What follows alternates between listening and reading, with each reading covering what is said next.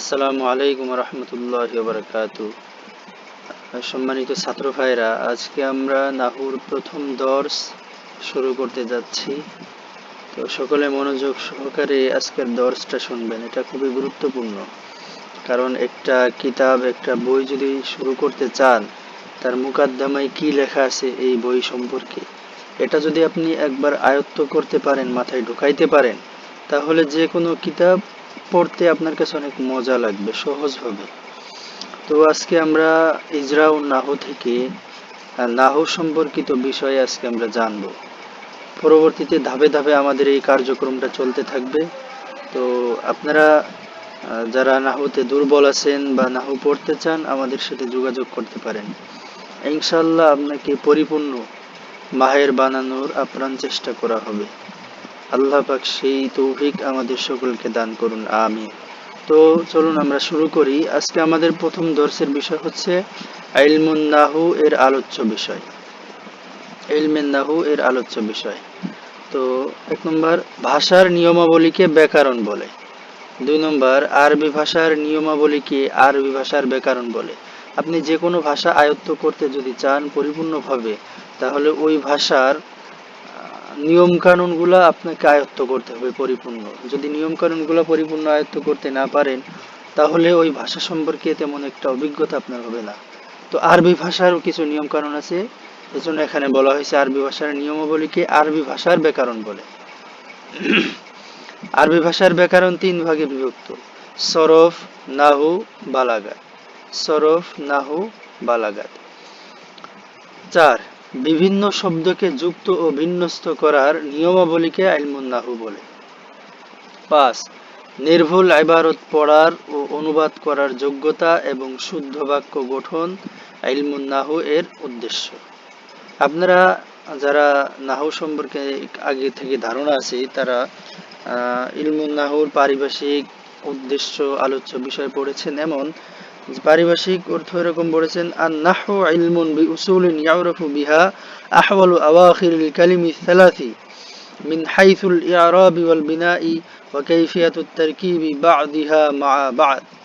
অর্থাৎ ইলমে নাহু এমন কতিপয় নিয়ম কানুন জানার নাম, যার মাধ্যমে মু'রব ও মাবনি হিসাবে 3 কালের শেষ অক্ষরের অবস্থা জানা যায় এবং বাক্য গঠনের পদ্ধতি সম্পর্কিত যাবতীয় জ্ঞান অর্জন করা যায়। আলোচ্য বিষয় পড়েছেন, উদ্দেশ্য পড়েছেন এমন: ইলমে নাহুর উদ্দেশ্য হচ্ছে আরবি ভাষার ব্যবহার ও প্রয়োগের ক্ষেত্রে শাব্দিক ভুল ত্রুটি হতে মুক্ত থাকা। উদ্দেশ্য ইলমে নাহুর আলোচ্য বিষয় হলো কালেমা এবং কালাম। এখানেও সবগুলোকে একসাথেই ধরা হয়েছে। আমাদের উস্তাজুল মুহতারাম মুফতি আজহারুল ইসলাম সাহেব দামাত বারকাতুহুল আলিয়া, উনি এইভাবে সাজিয়েছেন: নির্ভুল ইবারত পড়ার ও অনুবাদ করার যোগ্যতা এবং শুদ্ধ বাক্য গঠন ইলমুন নাহু এর উদ্দেশ্য। 6 নম্বর এনেছেন শব্দের শেষ অবস্থা ইলমুন নাহুর আলোচ্য বিষয়। ইলমুন নাহুর আলোচনা শুরু লফজ থেকে। আপনারা যারা নাহু সম্পর্কে মোটামুটি ধারণা রাখেন, তারা জানেন ইলমুন নাহুর আলোচনা শুরু হয় লফজ থেকে।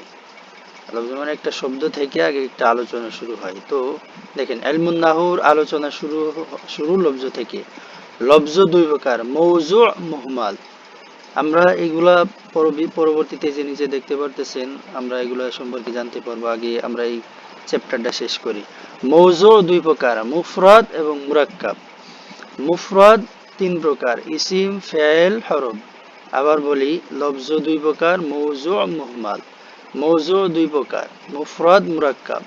মুফরাদ আবার 3 প্রকার: ইসিম, ফাইল, হরফ। এবার আসুন এর বিস্তারিত জানি। প্রথমে আমরা পড়ছি লফজ।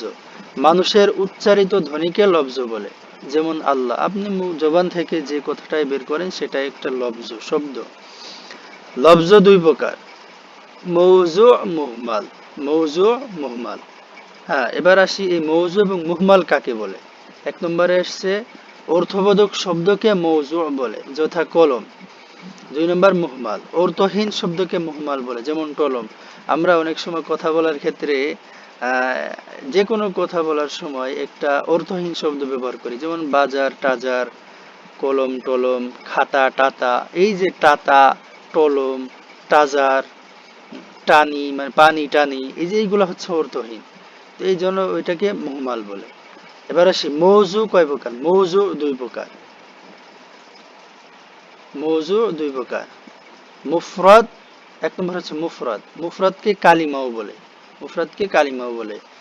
দুই নম্বর মুরাক্কাব, দুই নম্বর হচ্ছে মুরাক্কাব, যুক্ত শব্দ হলে মুরাক্কাব, একক শব্দ হলে মুফরাদ বা কালিমা বলে, যেমন মুহাম্মদ। যুক্ত শব্দ হলে মুরাক্কাব বলে, যেমন মুহাম্মাদুর রাসূলুল্লাহি। একটা শব্দ যেখানে দেখবেন সেটাই মুফরাদ, যুক্ত শব্দ দেখলে সেটা মুরাক্কাব। বিস্তারিত আপনারা সামনে ইনশাআল্লাহ আমাদের দর্স থেকে শুনতে পারবেন। এবার আসি মুফরাদ কয় প্রকার? এই যে আমরা পড়লাম একক শব্দ হলে মুফরাদ বা কালিমা বলে, যেমন মুহাম্মদ। এটা আবার কয় প্রকার? এটা আবার বলতেছে তিন প্রকার, ইসিম, ফেল, হরফ। ইসিম, ফেল এবং হরফ। ইনশাআল্লাহ আমরা এই ইসিম, ফেল এবং হরফ সম্পর্কে বিস্তারিত আলোচনা করব। ইনশাআল্লাহ আপনারা এখান থেকে অধিক পরিমাণে জ্ঞান অর্জন করতে পারবেন যদি আমাদের দর্সগুলো পরিপূর্ণভাবে নিয়মিত অনুশীলন করতে পারেন, ধরতে পারেন। আর সবকিছুর মূলে একটা কথা হলো, আপনি যে জিনিসটা পড়বেন, আয়ত্ত করবেন, সাথে সাথে ইজরা করবেন। আমরা অনেক ছাত্র ভাই মুখস্থ করে ধুমায়া, কিন্তু এগুলা প্রয়োগ করতে পারি না। এর প্রয়োগ না করার একটাই কারণ, আমরা মুখস্থ করে রেখে দিই কিন্তু আমরা এটা প্রয়োগ করি না। আপনি যেই দিন যেই শব্দটা পড়বেন, যেই চ্যাপ্টারটা পড়বেন, মুখস্থ করবেন, সাথে সাথে কোরআন অথবা অন্যান্য কিতাবাদি থেকে সেটা প্রয়োগের চেষ্টা করবেন, ইজরা করবেন। মারকাজুল হুদা আল ইসলামী বাংলাদেশ মুফতি আজহারুল ইসলাম সাহেবের একটা নীতি হলো, যেই শব্দটায় যেইটা মুখস্থ করো না কেন সেটা অবশ্যই ইজরা করতে হবে। ইনশাল্লাহ আমরা এই বিষয়ে আরো আলোচনা করব। তো যারা শিখতে চান আমাদের সাথে যোগাযোগ করুন। ইনশাল্লাহ আপনাদেরকে অতি দ্রুত আমরা একটা ব্যাচ তৈরি করে আপনাদেরকে সেখানে আমরা নিয়ে নিব। আল্লাহ পাক তৌফিক দান করুন।